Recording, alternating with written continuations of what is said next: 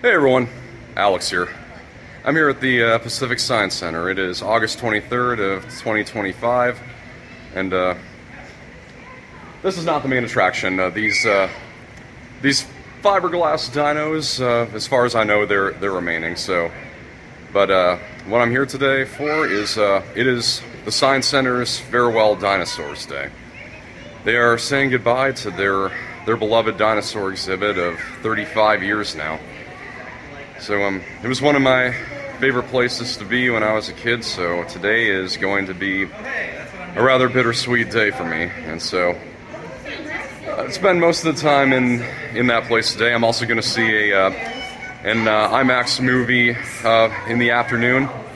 So really just a day to celebrate, I think, one of the Science Center's most iconic exhibits. So the doors are right this way. Let's head on in.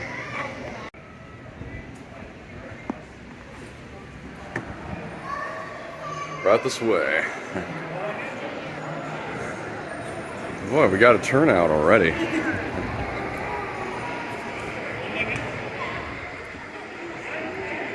As we know him, that thing is moving. I'm sorry, I'm only surprised because on the website I think it said that the T-Rex was totally immobile right now, but it's moving. I do know that's the one that they're going to be preserving for the historical wing of the Science Center. And there he is. As we know him, standing over his kingdom, which is in this direction, but... Right. Okay, these are only replicas, but... Want me to pick you up and you can get on? Hey, check this out. Turn this. Oh, nice. We got one over here, the Dinosaurs. Come here, honey.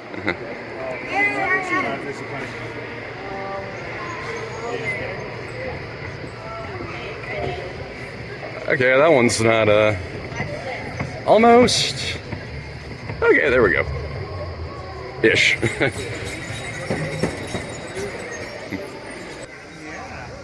This here is the part I always dreaded when I was a kid.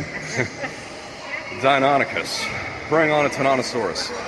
More often than not, Deinonychus has been illustrated as preying on Tyrannosaurus. And I think it's because there were fossils of Tyrannosaurus found with Deinonychus teeth and claw marks in it. I think that's the reason why.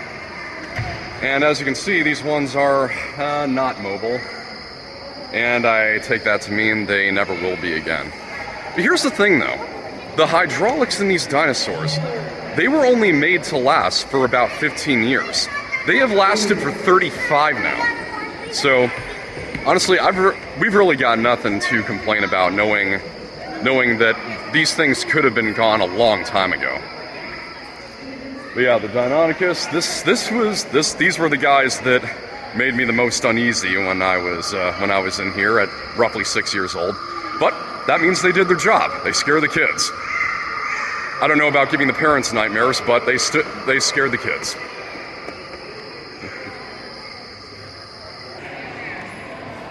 Always my favorite part of the exhibit, which should come as no shock to anyone, the Apatosaurs. They got 3 of them, actually. 3, the big one, its head is hanging down. Yeah, can you tell this place is kind of falling apart? But, I do not recall, though, the juvenile Apatosaurus. I do not remember it being this far out here. Like, I can...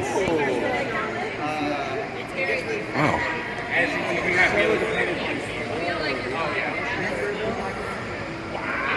Hey.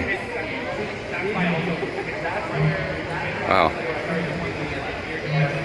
Hey, pal.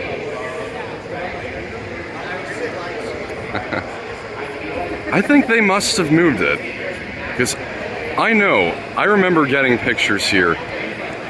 The baby Apatosaurus was standing like back there behind the adult. Over here behind the Apatosaurus. I am so bummed that the Stegosaurus is not working, and not like the animatronics, but this thing made the most memorable sound. Like the Stegosaurus noise was the most memorable sound from this room. And for whatever reason, in the movie Night at the Museum, when that one Neanderthal leaps out the window, the scream it lets out, for some reason, reminded me a heck of a lot of the Stegosaurus in this room. I'm not sure exactly why. It just sounded similar. Now over. Oh my goodness.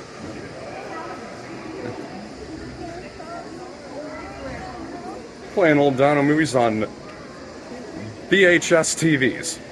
Oh my goodness, this goes back. Now, back in the day, they would play this dinosaur short film. Like, this was made in 1980. They would play the claymation sequences of this movie on a loop way back when. It was on a much bigger TV. Like, that's all that it was here. And, forget the Deinonychus. This was always the part that, that creeped me out the most in here. Teacher, save us. Erase the chalkboard. Anytime now. Please. Alright, you got a little bit of it, and a little more. Come on. Just, come on. Save us. Save us. Come on. Not quite. Teacher, save us. Save us. Ah! Whew. All good. I don't think it's the bear. I don't know what this is, but... is that... What movie is that down there? Is that...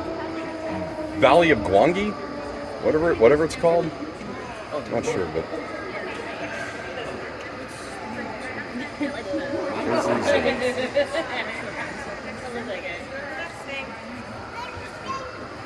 Oh, wow.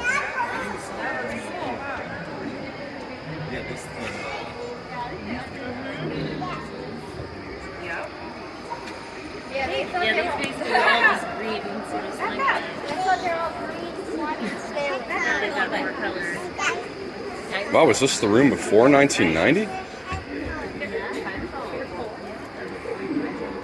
Because that ain't the same Stegosaurus I know.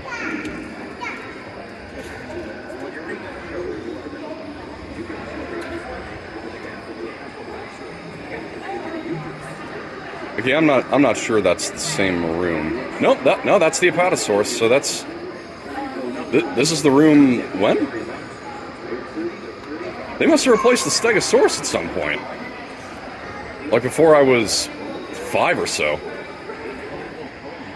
Now Triceratops isn't the same either. Oh, buddy, I miss when you were working.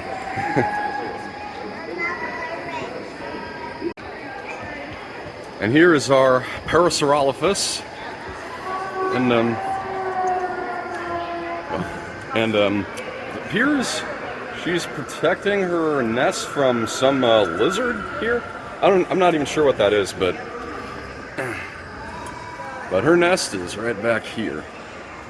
Now, correct me if I'm wrong, but I don't think Parasaurolophus hatched without any trace of crest, because those things have nice round head. Round head. But, yeah. Back here is the Triceratops. Yeah, this is not the same one that was in that video back there. And can you tell this thing is certainly half-sized? Because Triceratops was actually heavier than an elephant, believe it or not. Now, only 2 dinosaurs in this room are actually full-size. The Deinonychus, and right over here, the Pachycephalosaurus. Here, get a better view. And that thing ain't moving either. There's only like 3 creatures in this room that are still mobile. Maybe 4, because the other one, right over here, here we have him. The Allosaurus.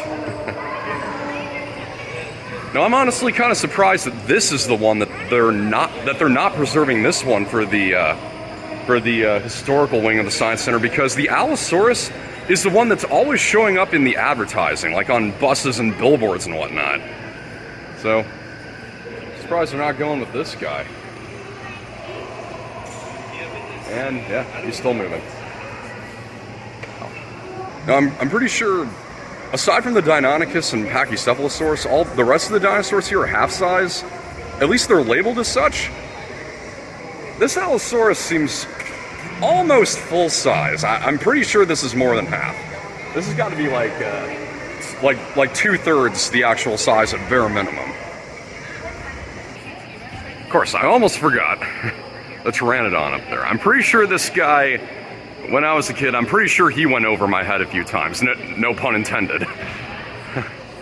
But yeah, I'm pretty sure he escaped my sight a few times on a few visits. And he never moves, if you follow me. Also underneath each exhibit, they have these little dioramas. Got I think that's a Corythosaurus. Yeah, I'm pretty sure that's a Corythosaurus. I think these ones are supposed to be kind of a time lapse of eggs hatching. It's over here. There's I'm not sure what that is. It kind of looks like a Muskosaurus, the mouse lizard. Now here's how you know this place is old. That's what Spinosaurus used to look like. Before it had the crocodile snout, and well long before it had the eel tail. Spinosaurus has gone through more changes over the decades than any other dinosaur I can think of. We got one over here. I'm gonna, not sure, is that Barosaurus? I don't know. There have been hundreds of more dinosaurs that have been discovered ever since I was reading the books, so. But knowing how old this room is, that's probably not one of them, so. It's probably something I know. How could I forget Maiasaura, tending to her nest, just as we always known her to do.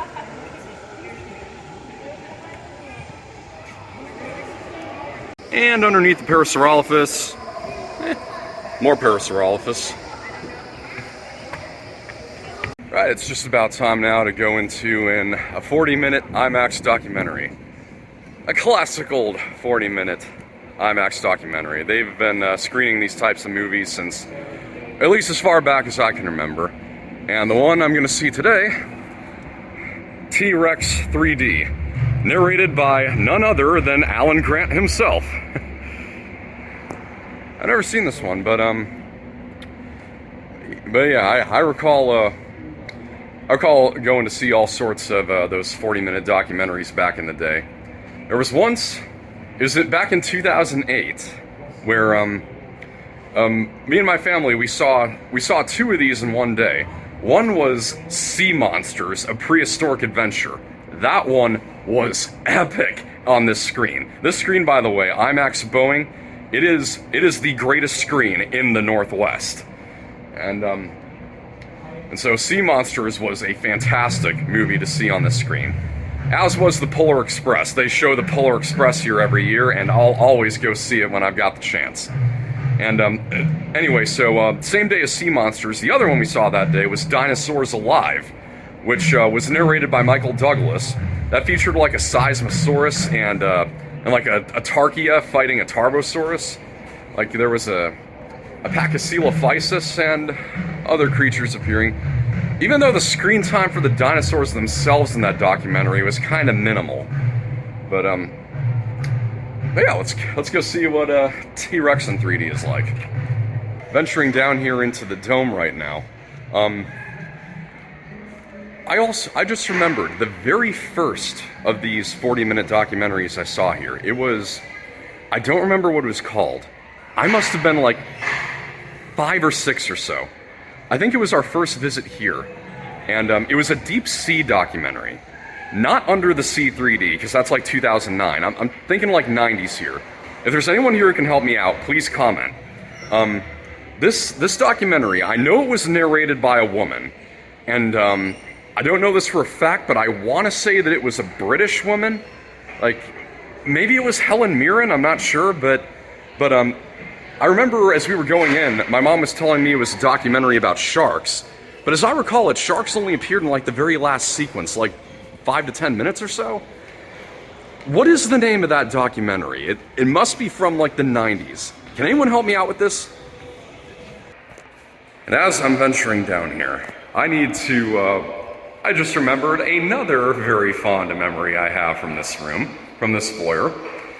It was when, this is where I found myself after flying through the 2001 portal with Petrie and Buford from Phineas and Ferb grabbing onto my shoulders. This is where we found the place that the moon had shot off to after I accidentally kicked it away from Earth. I'm of course referring to the most lunatical, so to speak, dream that I've ever had. Got a whole video on it, check it out. I'll put it in the description. You know, come to think of it, I think I know a couple of the factors in why I had that dream that I just mentioned. It was the family staycation, which, holy cow, this is just bringing back a tsunami of memories right now. We came here to see the Hubble 3D movie, which was narrated by Leonardo DiCaprio. That was a magnificent film to see here. And later on we saw, it wasn't here, but it was Despicable Me. And that was in 3D though, and Despicable Me, it was a great 3D movie. So I recall like that spaceship of mine in that dream was kind of the shape of the Hubble Space Telescope. And I mean, not necessarily losing the moon, but shrinking the moon in the movie. I think that, I think that was a factor in what caused me to have that dream. But beyond that, I have no clue to this day what possessed my subconscious to come up with all that. Truth is, I don't want to know. Some things are best left unsaid. Well, that was pretty cool. Man, so great to be seeing one of these types of movies again. This one, T-Rex, it had kind of a slightly more jokey vibe to it than most of these documentaries. Like, there's this whole sequence where it has like all of the king dinosaurs of their times in like a cartoon format with like what their metal band name would be. So, but it's still it was pretty neat. And the thing is, most of these documentaries, like Dinosaurs Alive, the one with Michael Douglas, they don't often have the greatest graphics. Like, the experience is still great, but the effects could get spruced up a bit. In this one, the graphics are pretty darn good, and it was really cool seeing the journey between like all the kings, starting from like Guanlong in the mid-Jurassic all the way to Tyrannosaurus Rex.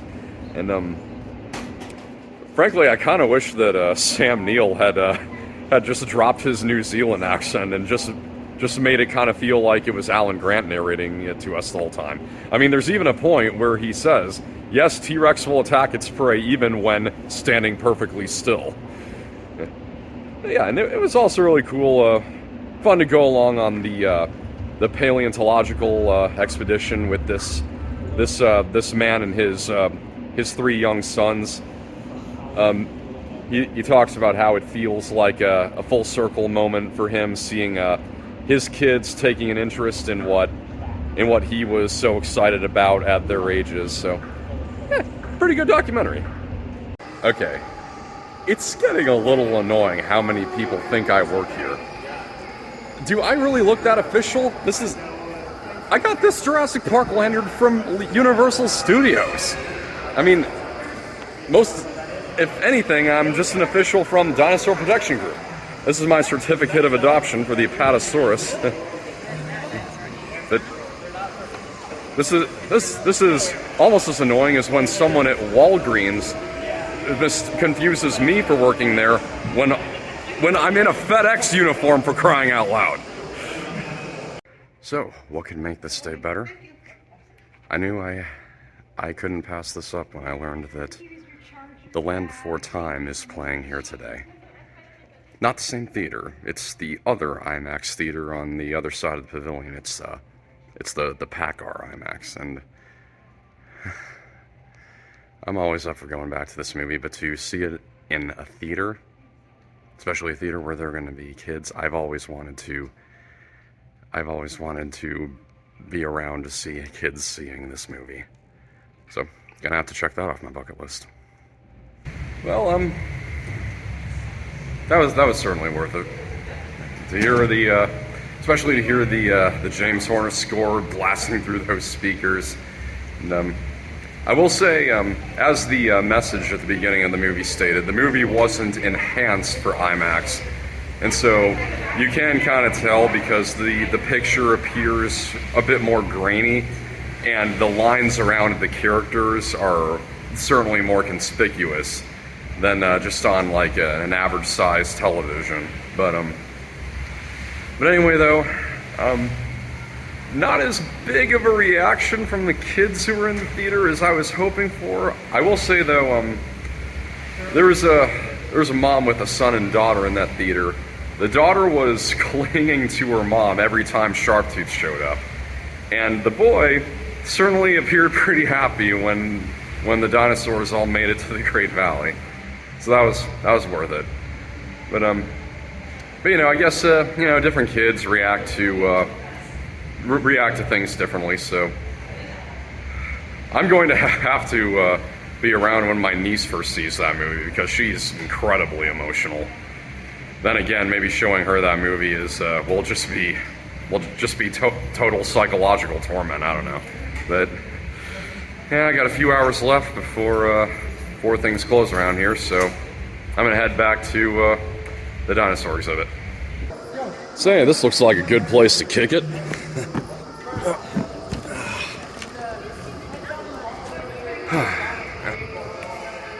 Yeah, one big duckbill footprint. It's just labeled duckbill footprint. But, Shantungosaurus, I'm guessing. It's the biggest hadrosaur I can think of. Yeah, I can tell this is, I've kind of outgrown this footprint, but then again, there are just some things a kid never outgrows. This is one of my favorite places to be when I was a kid. At the time, it was like the closest it ever felt to feeling like there were live dinosaurs around me. Which is why, like I said, the Deinonychus freaked me out, but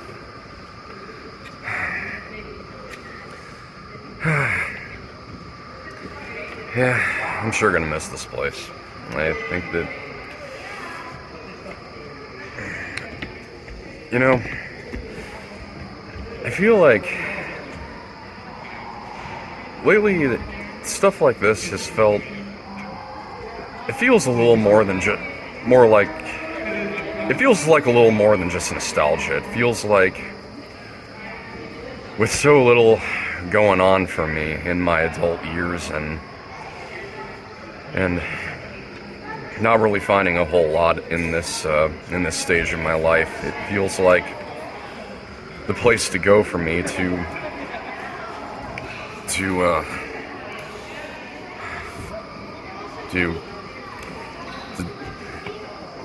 place for me to go is to retreat back into the years when I was still happy, when I was still dreaming. It feels like a lot lately, like little me has been showing his face.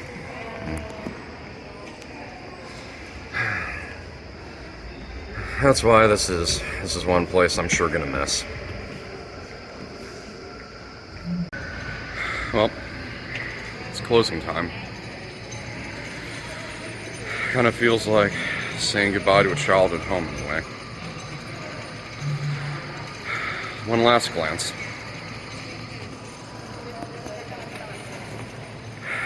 So long, Packy.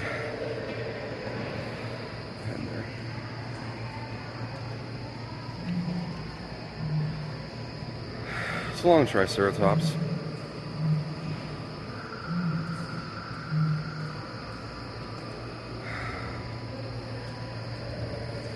Goodbye, hatchlings.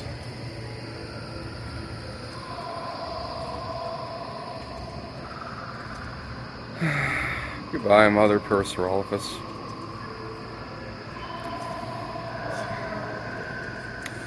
Bye, Pteranodon. Sorry for all those times that I didn't notice you.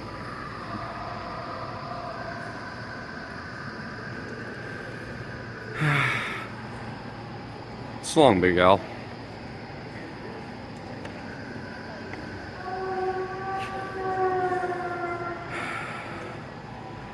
Bye, Stegosaurus. Sure wish I could have heard your bellow one last time, but I guess beggars can't be choosers, right?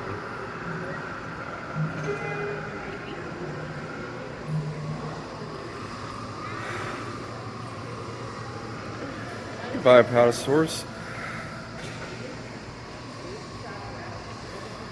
Goodbye.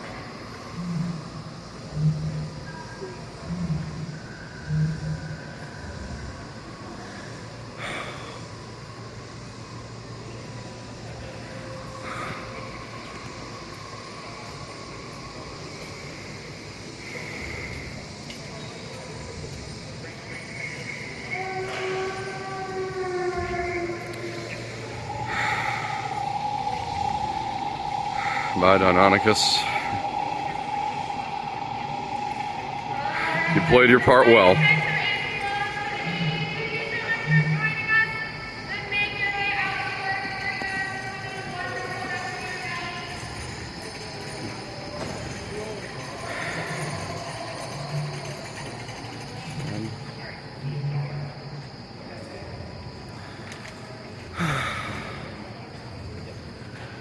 So long, T-Rex. In my mind, you'll always be up there, overlooking your kingdom.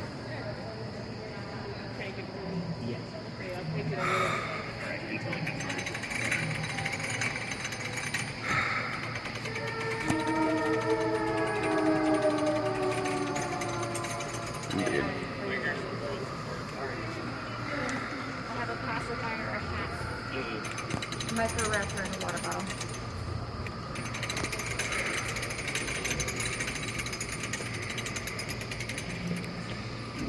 Click.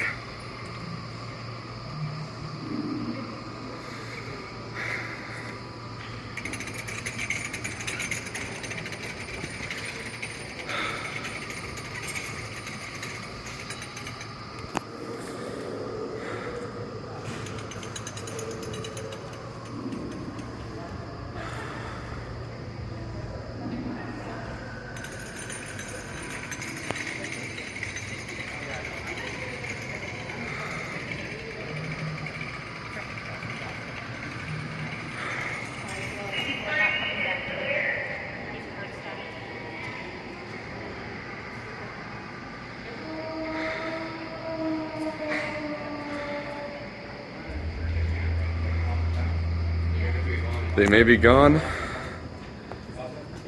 but dinosaurs will always rule the earth.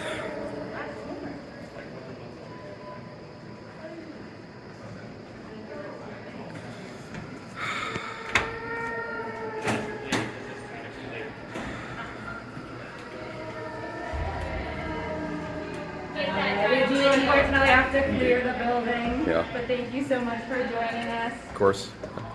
I know the dinos are going. I'm so sad. Yeah, me too. You got all your pictures? I did, yeah. So long.